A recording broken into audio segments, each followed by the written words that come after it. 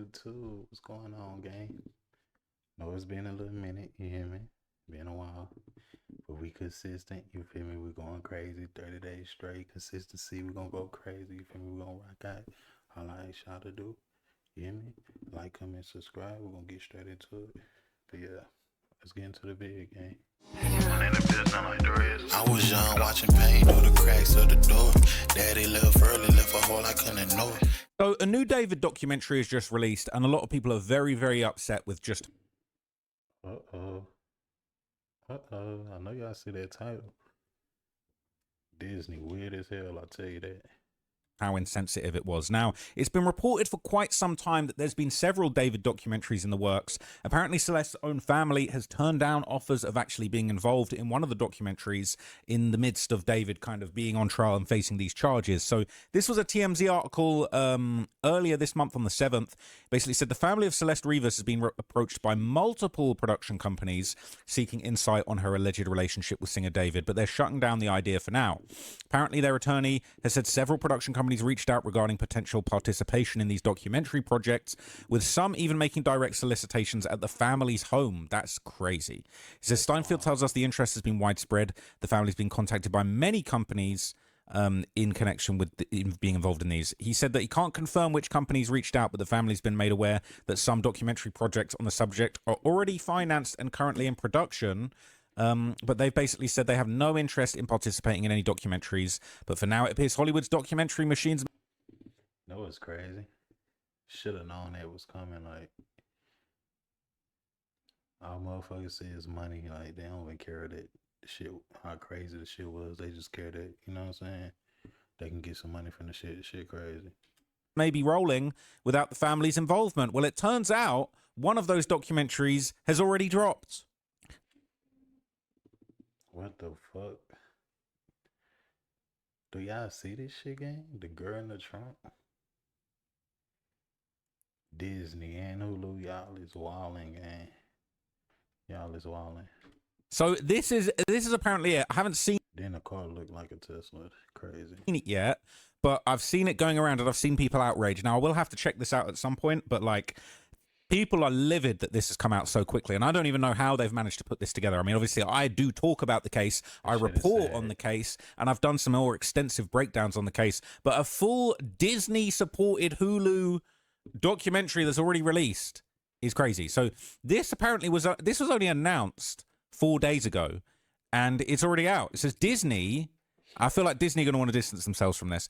Disney has announced details on a new documentary, Impact Nightline, The Girl in the Trunk, which tells the story of a 14-year-old girl and the rising music star David involved in the mysterious disappearance turned gruesome murder. New details have emerged from text messages, photos, and DNA that authorities say destroyed two... It's kind of crazy that they held back all that shit just so they can put it in a documentary. Shit is crazy. Motherfuckers do anything for money, gang. That's wild. lives. I don't like the way they're framing this. He destroyed his own life. David Anthony Burke and other lives, her whole family's life have been destroyed. David Anthony Burke got his start as a gamer and was on the verge of stardom. He was a star. He first made contact with Celeste Rivas Hernandez when she was just 11 years old. The relation... Bro was not a star. You can say on the verge of it, but bro was not a star at all. Authorities say turned SUL by the time she was just 13. By 2025, David was ready to release his first big studio album, and his exposure was increasing. According to investigators, David and Celeste had a roller coaster relationship with periods of happiness and turmoil, and her allegedly threatening to out him as having S with a minor all led up to April 23rd, 2025, the last day she was seen alive. She wasn't seen alive.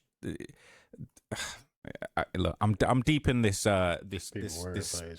investigation. Okay, so any of these like inconsistencies do trigger me. It says Impact Nightline has taken viewers through a timeline of their relationship, Celeste's disappearance and death, the arrest, and the new details emerging from text messages, photos, and DNA that authorities say destroyed two lives. The documentary includes interviews with Brian Buckmeyer, an ABC News legal analyst, an ABC News host, an ABC News legal contributor, Scott Williams of the LAPD, Nathan Hochman of the LA District Attorney, Asante Madrigal, a social media content creator, I have no idea who that is, Jennifer Swan, a journalist from Wired, Alex Stone, ABC News, Megan Wright, ABC News, and Stephen McCarty, David's former parkour coach. Now, this interview has apparently been picking up some... That's crazy. his parkour coach. The fuck? Wonder what he said. Some headlines. It says, now in its 4th season, ABC News' award-winning streaming news magazine Impact Nightline investigates the topic dominating American culture, stories in the zeitgeist and conversations around the globe. Eamon Verokwa is the executive producer. Now, I don't think there's anything wrong with reporting on this and making an investigative piece of journalism into it. But the thing that it does have people upset is that apparently they're using actors that look like David and Celeste to like dramatize certain scenes. No. That is wild. That's wild. And some people feel like that is that's not really acceptable in the that's context of what wild. happened. So there's a trailer for this going around. I'll show you the trailer, then I'll show you the reaction. And what I'll probably do is when I've got time, I'll go away and watch it, and I'll let you guys know what I kind of thought. But this is apparently the promotional materials. It is a young man who could have. And this is Disney Plus. Disney. This is wild, gang. What's going on? Is this how you move in Disney? Oopsie days, that wasn't what I was supposed to do. That's how you move. How can I get rid of this whole bar? Shit, let us. Boom, tack-a-dude, right? So, yeah, Disney's back in this. This is Disney business. Have been a superstar, and Celeste was a child who could have done anything. Celeste is 13. David is 18. This is a tinderbox about to explode. Oh my, delete everything. This young girl found dismembered in the trunk of a car. What really happened, he actually may have some answers, and they are horrifying. The Girl in the Trunk, now streaming on Disney Plus and Hulu. Yeah, it's a little bit. I feel like the way that they've gone about it is probably a little bit distasteful. Now, people are absolutely livid about this on various subreddits right now. So I'll show you what everybody's saying. But people are stunned that this has happened so soon and the way that they're dealing with the information. So this is kind of the listing on Hulu, the explanation, which I've already read you guys. People are saying, am I the only one just now finding out about this? People saying, ew, that is a disrespectful title. My stomach is literally turning. What the actual F is wrong with people? It says, yeah, also says a 14-year-old girl and the rising music star David in description. People are like, huh? She wasn't even 14, bro. She died at... That's not true. She was 14 when she died. The Girl in the Trunk is crazy. It's a short Nightline episode. No one should be surprised by how lackluster it is. That's what this show is. Cheap and simple. They're here for people who want bloody details, not insightful insight. Man, that's kind of true. So you hit the nail on the head. I think they make these episodes to get ahead of Dateline and 2020, but they always suck with no new information and insights. People saying this was so disrespectful. Her name is Celeste Rivas Hernandez, not some girl found in the trunk. And she wasn't even found in the trunk. She was placed in the frunk of his Tesla. They can't even get their facts right. Exactly. It could have just been her full name story. Kind of the same thing, but I get what you're saying. And just using David's own doc that he had made in 2023 in this shit and people who are irrelevant. Well, she was found in the trunk. Frunk is not a word. People saying it is a word. We're not going to get into that. It's probably nothing that a YouTube video essay hasn't covered. These kind of docs often get overshadowed by some really incredible work and research videos by today's content creators. Oh, God. I just want to let it out there. Trapmore Ross is not one of them. Yeah, well, what have you done to investigate this story, right? I really don't get the TLR hate. Do you get mad at the local news when they report on murders? You know they're making money off of reporting it too. His videos have no effort, but if you like him, watch him. I disagree. But anyway, see how heavily downvoted it is. But there's a campaign against me going on in Dave Idiots because I exposed this subreddit for shilling for David's team. So Trapmore Ross got a ton of videos, deepest and most accurate. I've seen a lot of them. Thank you very much. All right. This is so awful. Capitalism is hell. This is sad. Reduced to the girl in the trunk. Pathetic. This is heartbreaking. I don't even have words. Yeah, I've only heard of this style of reference used for victims they can't identify. Well, at the end of the day, David reduced her to a girl in the trunk. This is his damn fault. Now, I see why people think that's kind of disrespectful way to talk about it, but let's not lose sight of the fact that David is the one. I think often people do direct their anger in the wrong way. I'm not saying that the way this documentary has gone down is tasteful in any way, but what I am saying is that let's not lose sight of the fact everybody's backbiting and saying, oh, this person's... David is the worst person in this whole thing, and we need justice for Celeste. Rest in peace to her. And this scumbag that did this, whoever did this, because allegedly it's David, but he's innocent until proven guilty. But the scumbag that did this will be held to account, and that's the person we should all be mad at. He's a massive piece of shit, but it's not his fault they continue to disrespect her. That's a good point. That's on them. She has a name. They could have used it instead of reducing her to the girl in the trunk forever. People saying, ew, wow, what the F, never watching just because of the title itself. The title is gross. That's cap. They know 9 times out of 10 they gonna watch it. Motherfuckers just be lying for the internet. The fuck you lying for? That title, yuck. Celeste was a human being. Says the F, like, yeah, I understand if they made a documentary, you know, after everything comes out and he finally gets found guilty, but why are they making... Honestly, I don't think the documentary is like something bad. See what I'm saying? I feel like it's more so them trying to shine light on the situation, you know what I'm saying? But the name is hella disrespectful. I can't say that. You know what I'm saying? But I don't think they mean harm by the documentary type shit. One now, and what the F is up with the name? That's so weird. In the description, they just called her a 14-year-old girl. Like, you couldn't say her name at least. She has a name. She was a person, not just an age or a story. It makes me mad. It says they use 14-year-old girl to titillate and entice certain viewers. A lot of money goes into research into naming shows and what few words you could use to get the optimum results.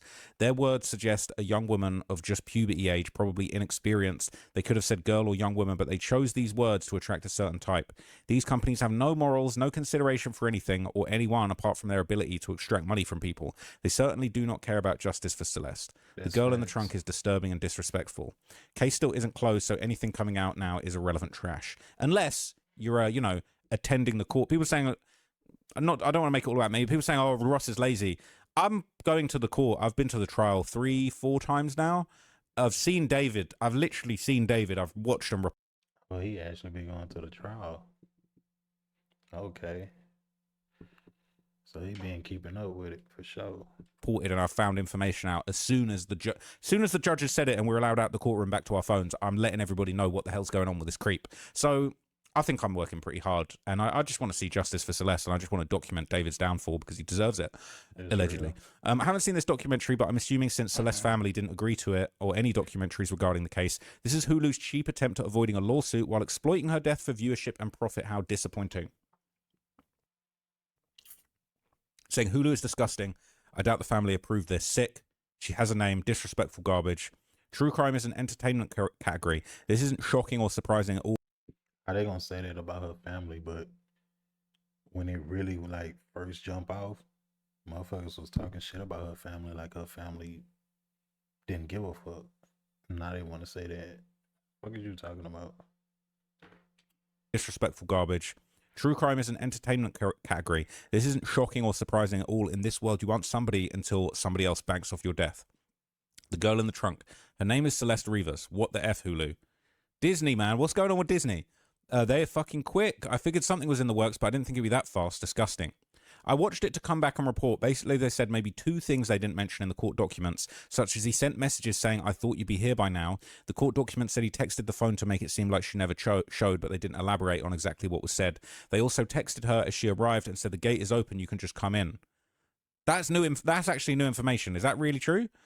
We also know that she showed up, but they didn't elaborate on what those messages said either. Lastly, they mentioned that David's legal team didn't want to release a statement. It's very shitty the way they're trying to profit off her gruesome murder, and unfortunate how sad of a money grab this is.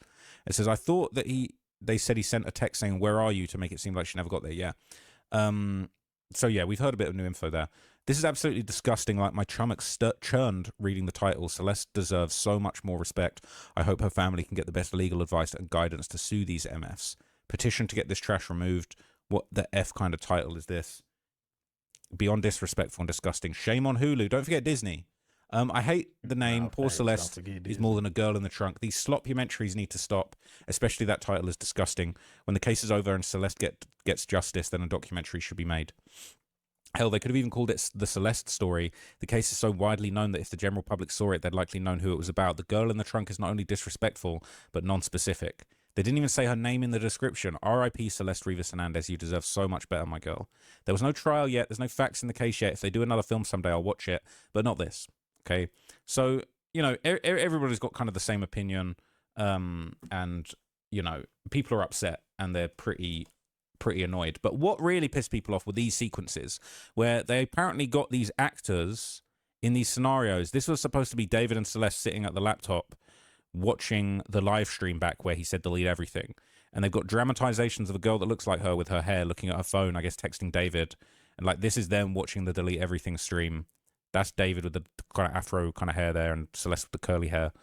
That is slightly disturbing, the way that they've gone about that. They've got David typing on laptop, them texting and messaging each other. It's interesting. People saying, I don't know how the mods feel about swearing, but I'm about to do a lot of it. I apologize in advance. I'm angry. Scrolling on TikTok, ABC News pops up on my feed. I'm not from America, nor do I live anywhere nearby, so this was weird. I wasn't looking at my phone, but I heard David followed by Celeste's voice and looked down to see they've uploaded 9 minutes of the documentary to their page. I know it's a documentary, but they have an actor playing Celeste and another one playing David. The opening clip is their stream together, where she outs him for saying R-word in kids, and they have this playing on a big screen with dark figures watching, male and female. The female has curly hair with glasses on and the hood up, and the male has Afrocentric hair that's the exact same color as David's in the live. They're acting as if Celeste is watching the live with David retrospectively. That's fucking weird. We don't know if that happened. That's the thing. They're creating scenarios that might never have happened. I think that's weird as hell. A few minutes go by. They have different testimonials from a guy who knew David, a guy in the legal field, some woman who has an opinion. They mention how Celeste and David met online and have actors of similar skin tones texting as though they're David and Celeste communicating. The interviewer asked the lawyer what led to her murder, and once again, a voiceover comes on while a curly-haired girl with a skin tone similar to Celeste's is sending iMessages. This is when the voiceover mentions their argument via text about the other girls that David was seeing and Celeste's threat to expose him. They even show the images of the car with the other girls that David was seeing, sending iMessages. This is when the voiceover, while a curly-haired girl with a skin tone similar to Celeste's is sending iMessages. This is when the voiceover mentions their argument via text about the other girls that David was seeing and Celeste's threat to expose him. They even show the images of the car with the trunk front. So was he saying like other young, you know what I'm saying, females? Like underage girls? Because she threatened to expose him for the other girls too. I mean, it makes sense to me. Open and the cadaver bags visible. Celeste was a real person, not an effing documentary, and it makes me angry because she's only been gone a year. I can't even imagine how her family must feel. Irrespective of how anyone feels about them and their choices, Celeste was a daughter, sister, cousin, and niece. If it popped up on my feed randomly, it's likely they'll see it too, and the first thing they'll play is their live together. It's like, hey, here's your dead kid and sister, oh, and here's her abuser and murderer too. That's crazy. Yeah, that's wild. They even recorded the outside of her home for F's sake, where her minor brother still lives. I could be wrong, but I'm almost 100% sure he's a minor. Hiring people to play a dead child for the sake of a documentary is disgusting. Hiring another one to play her abuser and murderer is vile. A child lost her life because a sadistic adult wanted to keep his abuse of her a secret. That's not some Hollywood shit. A real human lost their real life. Against better judgment, I've included screenshots to show what I mean about the actors. People are saying, I mean, could we at least get this guy charged before people are making money off her goddamn name? He's been charged. He's been charged, but he's not convicted.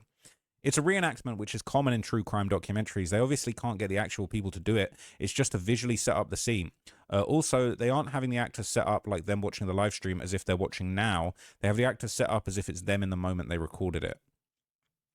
Not defending, but this is just the nature of true crime. There was a Luigi Mangione Nightline episode out 2 months after his arrest, and it's normal for them to have actors portray the perp or victim in documentaries or true crime shows for reenactment purposes. So people have a better understanding of what went down. The same thing happened with the Idaho 4 case. They even released a crime scene image with one of the victims, Zana's body, being partially visible. Not saying it's right, but it's just the nature of the beast. The true crime community definitely has exploitation issues. Because I'm not saying it's right, but documentaries and miniseries have been around forever, and they don't stop when kids are involved. Gabriel Fernandez, Madeleine McCann, John Bonet, any school shooting, etc. I get why families or those close do not want to see their loved ones' worst moments depicted, but this is not new, and a famous case is absolutely going to get doc specials and media made over it. People saying exactly this. Not saying it's right, but it seems a lot of people's introduction to the true crime world is this. Honestly, if this isn't the first case you followed, you'll realize this is really also normal. Again, it's exploitative as hell, but not new. But people saying all of those docs were years later and the case was done. This case is actively happening, and I don't see why they wouldn't wait until it's less fresh and maybe have a chance of the family participating and have enough material. We don't even have enough evidence for a doc yet, in my opinion, and they should wait till he's convicted. Nah, I disagree. I feel like they got hella evidence, ain't gonna lie. That's why I feel like bro is not finna get off on that. Like, gang, you cold, gang. They got too much evidence, gang. It's not a coincidence no more. You cannot say that no more. See what I'm saying? So people saying facts. If you follow these cases, you'll know it's facts. Freedom of Information Act's filed, and boom, you have audio, video, pictures, and anything else to do with the case you want. Gilgo Beach, Rex Heuermann case has numerous movies and documentaries and YouTube videos prior to. Athena Strand case is another. Whoever makes the decision to do so is money hungry, period, and have no editorial integrity for the victims or families. People saying a conviction first would have been great. It's called The Girl in the Trunk, yet they only talk about Celeste and who she was for a few moments. It should have been called The Monster in Disguise. That's a good point. It's not going to tell us anything we don't know already because not enough new information has come out anyway. We haven't even got a trial yet, and there isn't even a trial date. It's probably a decent enough primer for somebody who just likes watching true crime shows and doesn't know anything about this case. Unless the actual programming ends up being over an hour long, like 90 minutes or more, I wouldn't consider this an actual documentary. Everything I've seen about this suggests it was only a single episode of a longer series on ABC Nightline, and in programming like this, because there's more than just series here in the US, they almost always have actors playing the victims and their killers/perpetrators, and the family, friends, co-workers, etc. I get being upset about this, especially as it hasn't even gone to trial yet, and I don't watch stuff like this anymore and barely did in the past, but this is the standard for this type of TV series here in the US. So what's interesting, okay, is this is obviously going around. It's picked up a lot of attention, but people have kind of pointed out some of the actual pointers. Actually, I want to show you this at the end of the video for just a little side note. But this is kind of another reaction. People saying this is the new Nightline piece, new brief interview with DA Hochman and the parkour coach from Texas. Nothing enlightening, but it's interesting. The district attorney is doing media. So I don't know if this is the full thing. People saying the district attorney doing this is so unethical because the case is still pending, and outright saying anything specific like how Nathan did can and will bite their own case because of some evidence that they will even present will not be in court. And it's all just dumb to be talking while it's already a pending case with no movement right now, especially at trial. But people are saying it's incredibly common for DAs to appear on these type of media requests, especially because it's a news segment and they'll just stick to information publicly out on the case right now from their office and the defense. They do not and will not go beyond that. So that's interesting. Nothing new, but what I don't like is the plug they give in the last few seconds of the story to The Girl in the Trunk that's on Disney Plus and Hulu right now. Wouldn't surprise me if that's the only reason they did the story, to plug that crap. Let's see. Oh, so this is a full 19-minute broadcast. Let me just find you. I just remember holding my head being like, how are we so reactive? The gap between the what they're talking about. Thanks for joining us. Tonight, disturbing new details in the murder case against the rising music star known as David, who denies all charges. A trove of evidence from investigators, including new texts and photos. Now, a video surfacing of the singer and You talking fast as hell, like, slow the fuck down, goddamn. 13-year-old Celeste Rivas Hernandez together, racking up millions of views online. Authorities say she was threatening to expose their sexual relationship, and David was worried that would cost him everything. Yo. So this is all old stuff. We've seen this all, like we've seen this all before. Okay, but what's interesting is this is his parkour coach. So we did. If you ain't do what you did, gang, you ain't have to worry about your career being exposed. Niggas is weird. Did actually see from this parkour coach in Houston. He going to give us a little bit of backstory. So let's see. I'm going to speed it up because I feel like it's moving a bit slow. My name is Stephen McCarty. I am a parkour coach. I also coach gymnastics and ninja. Yeah! That's it. That's it. I met David around 2018 at the first gym. He was in our ninja and parkour like mixed program. Him and his brother, they both worked really hard. Everything on the surface, very normal, very religious and God-centered family. That's how it be. Yeah, man. That's how it be. Low-key, they be crazy as hell. I did notice a shift from being into parkour, music being more a part of his time and his identity. I liked his music, actually. I mean, I went to his show. Yeah, I have backstage passes, you know, so I got to hang out with him for a little bit. So is this show like the last time you saw him? This was the last time that I saw him, which was also why I told him what I told him about, you know, watching his surroundings and the people that he's going to be around. Watch yourself and watch your back.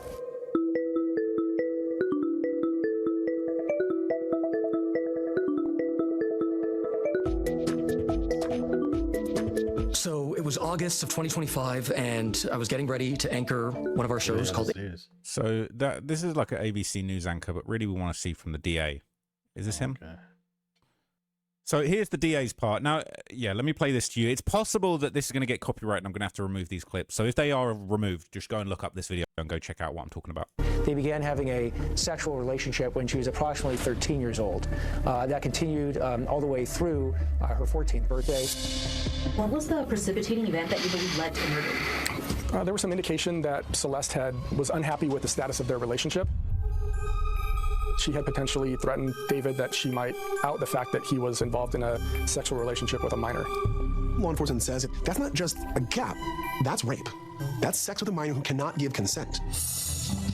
April 23rd, 2025 is the last day. It seems like that's all they got from him. So there's barely any information there. So I honestly, I feel like this is a big nothing burger of a documentary.